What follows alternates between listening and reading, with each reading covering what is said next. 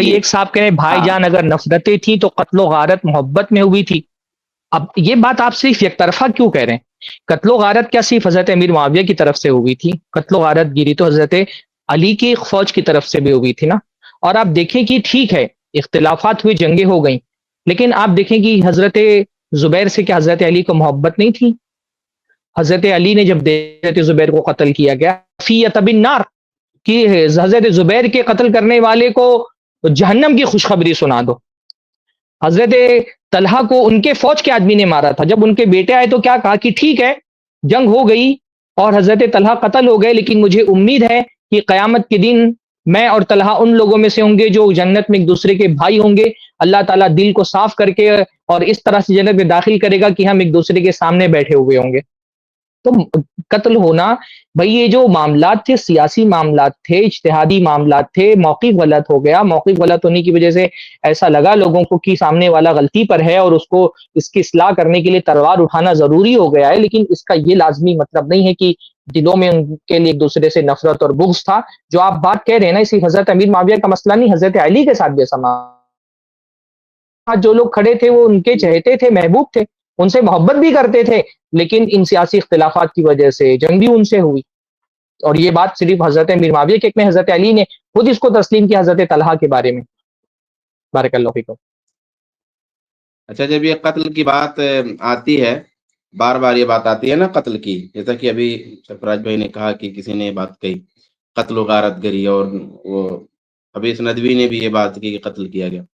تو یہ جب بات کہی جاتی ہے نا تو ایسا ماحول دیا جاتا ہے گویا امیر معاویہ رضی اللہ تعالیٰ عنہ ہی جو ہے نکل پڑے تھے قتال کرنے کے لیے اور جنگ کرنے کے لیے، جبکہ اقدام جو ہے یعنی ان کا اپنا اجتہاد تھا اور اجتہاد کی روشنی میں انہیں اس بات کا حق تھا، لیکن اقدام تو حضرت علی رضی اللہ تعالیٰ عنہ کی طرف سے ہوا. حضرت علی رضی اللہ تعالیٰ عنہ کی طرف سے باقاعدہ جنگ کا اقدام ہوا اور حضرت امیر معاویہ رضی اللہ تعالیٰ عنہ نے دفاع کیا اس کا. تو جو قتل و غارت گری اور خونریزی کی بات آپ کرتے ہیں، جب اتنے سخت الفاظ استعمال کرتے ہیں، تو سوچ لیجئے کہ جب تحقیق کی دنیا میں وہ لفظ کہیں پلٹ نہ جائے تو پھر کتنی خطرناک بات ہے. یعنی امیر معاویہ کو نرم چارہ سمجھ کر کے آپ قتل خونریزی یا قتل کیا، خون بہایا، ہڈیاں توڑی اور ایسا ایسا الفاظ استعمال کرتے ہیں، اور یہ دھیان میں رکھتے ہیں کہ شاید امیر معاویہ رضی اللہ تعالیٰ عنہ ہی لے کے فوج نکلے تھے اور جا کر کے مارنا شروع کر دیا تھا سب کو. لیکن اب آپ جب تحقیق کی دنیا میں آئیں گے تو پھر کیا معاملہ ہو جاتا ہے. اس لیے الفاظ بھی لوگوں کو بہت سوچ سمجھ کے استعمال کرنا چاہیے. اشتہاد تھا لیکن ظاہر سی بات ہے اقدام حضرت علی رضی اللہ تعالیٰ عنہ کی طرف سے تھا. اچھا یہ کیا کہہ رہے ہیں بھائی؟ ایک کام کریں نا، آپ آ جائیں اختر بھائی، آپ پیشتری میں آ جائیں. منافقوں سے بڑے ظلم کرنے سے بچایا تھا. عجیب منطق ہے آپ کی. اچھا منطق میری عجیب ہے، آپ کی عجیب ہے. آپ کہہ رہے ہیں کہ حضرت امیر معاویہ ظلم نہ کریں اس وجہ سے، باوجود اس کے کہ وہ منافق تھے اور حکومت ان کے حوالے کر دی. اللہ کے بندے آپ ذرا سا حضرت حسن کے بارے میں سوچیں، حضرت علی کے بارے میں سوچیں، ان کی فوج کے بارے میں سوچیں. منافق ہونے کا مطلب ایک بندہ مسلمان نہیں، اس کا یعنی وہ کافر ہے. منافق اصل میں کفر ہی کی ایک کیٹیگری ہے. تو آپ یہ کہہ رہے ہیں کہ ایک آدمی جو مسلمان اس وجہ سے کہ اس سے ظلم نہ سرزد ہو، پوری اسلامی حکومت، پورے مسلمانوں کی عمارت ان کے حوالے کر دی صرف اس اندیشے سے کہ وہ ظلم کریں گے. یہ کس طرح کی بات آپ کہہ رہے ہیں؟ ہاں، باوجود طاقت ہونے کے. بھائی اگر ایک کافر کے ہاتھ میں حکومت ہو اور مومن کے پاس طاقت ہوتی حضرت حسن کے پاس، تو وہ اس سے لڑ کر کے وہ حکومت چھین لیتے. اور آپ کہہ رہے ہیں کہ وہ باوجود اس کی اسلام سے خارج تھے، محض ان کے ظلم کے ڈر سے حضرت حسن نے اسلامی حکومت غیر مسلم کے حوالے کر دی. یعنی منافق تو اسلام سے خارج ہوتا ہے، وہ کفر ہی کا ایک درجہ ہے، بلکہ کفر کا بدترین قسم کا درجہ ہے. تو نعوذ باللہ اگر حضرت امیر معاویہ منافق تھے تو حضرت حسن نے ایک غیر مسلم کے ہاتھ میں، کافر کے ہاتھ میں اسلام کی پوری عمارت دے دی. نعوذ باللہ آپ ایسا کہنا چاہ رہے ہیں؟ اگر حکومت کسی منافق کے لیے حکومت چھوڑنے کی بات ہو تو رسول اللہ کا حکم کیا ہے؟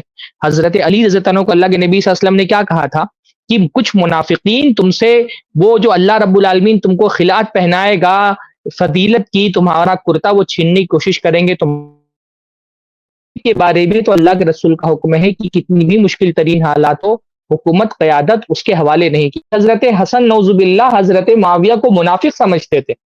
یہاں تو صلح ہو رہی ہے اور اللہ کے نبی صلی اللہ علیہ وسلم اس گروہ کے بارے میں فرما رہے ہیں کہ میرا جو یہ بیٹا ہے وہ مسلمانوں کے دو عظیم گروہ کے درمیان صلح کرائے گا.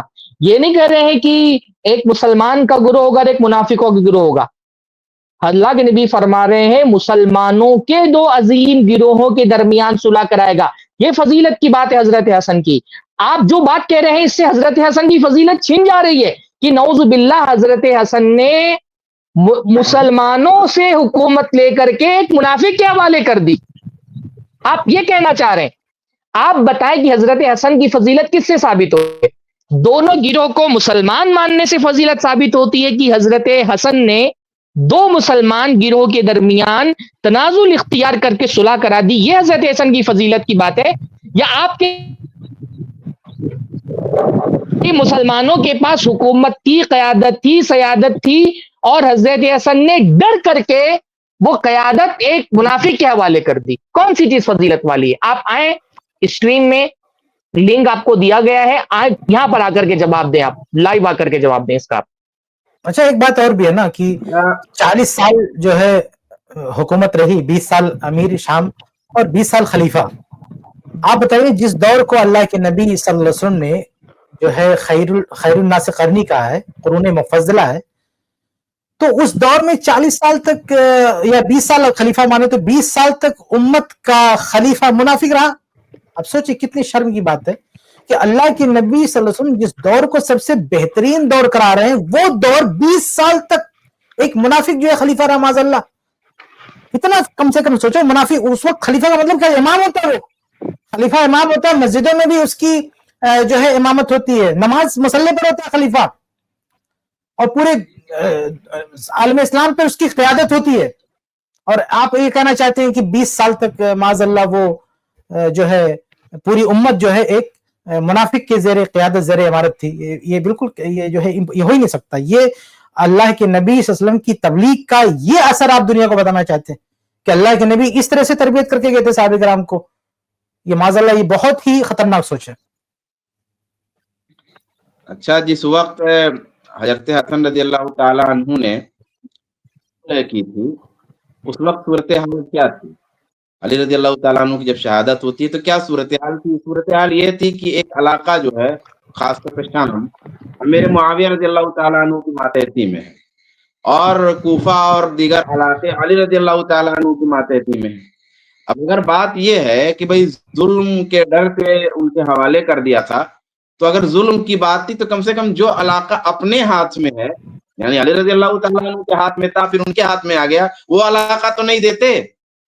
بھئی علی رضی اللہ تعالیٰ عنہ کی طرح جنگ نہ کرتے امیر معاویہ رضی اللہ تعالیٰ عنہ سے، تو چلیے ٹھیک ہے آپ تنازل آخری درجے کے تنازل میں مان بھی لیں، لیکن یہ کیا بات ہوئی کہ جہاں کتاب اللہ سنت رسول اللہ کی جس علاقے میں صدا بلند ہو رہی ہے، قال اللہ قال رسول کی آواز بلند ہو رہی ہے، وہ علاقہ حضرت حسن نے امیر معاویہ نعوذ باللہ منافق کے حوالے کر دیا.